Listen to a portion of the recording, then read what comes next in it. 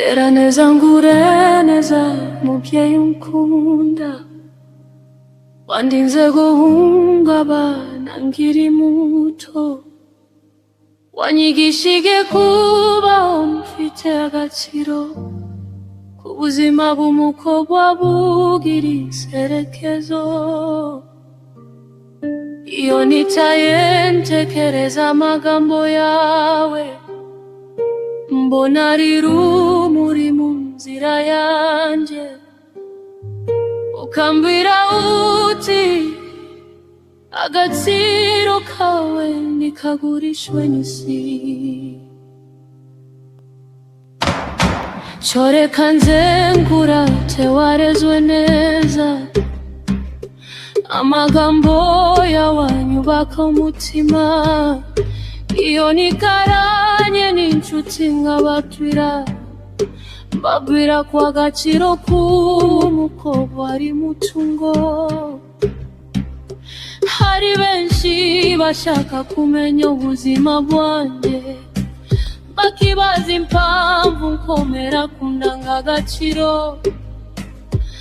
ariko umutima wanjye uzi aho ujya, ntoye kubaho mfite icyubahiro.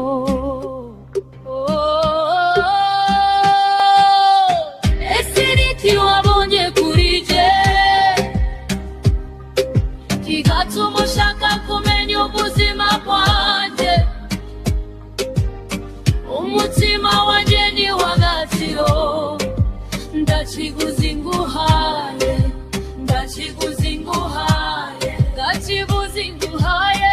Agaciro kanjye ntikagurishwa, ndakiguzi nguhaye, ndakiguzi nguhaye, guzi kwanjye. Ubuzima bwanjye bufite intego.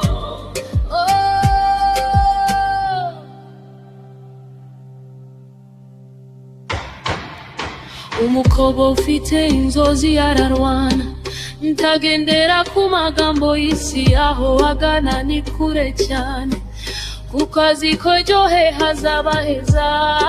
Agaciro ndikava mu byo umuntu afite, ava mu mutima uzi icyo ushaka. Iyo wiyubashye isi irabibona, inzira yawe igahinduka urugero. Umukano ndore muri mu muryango, n'ibyiringiro ejo hazaza.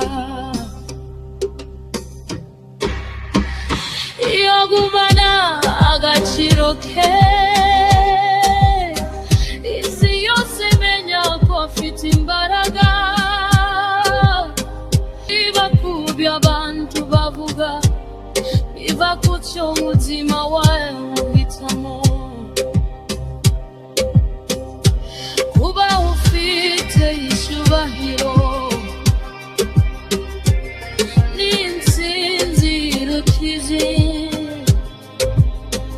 Ndera neza nkure neza muvyeyi unkunda, inama zawe zabaye igisubizo mu buzima bwanjye.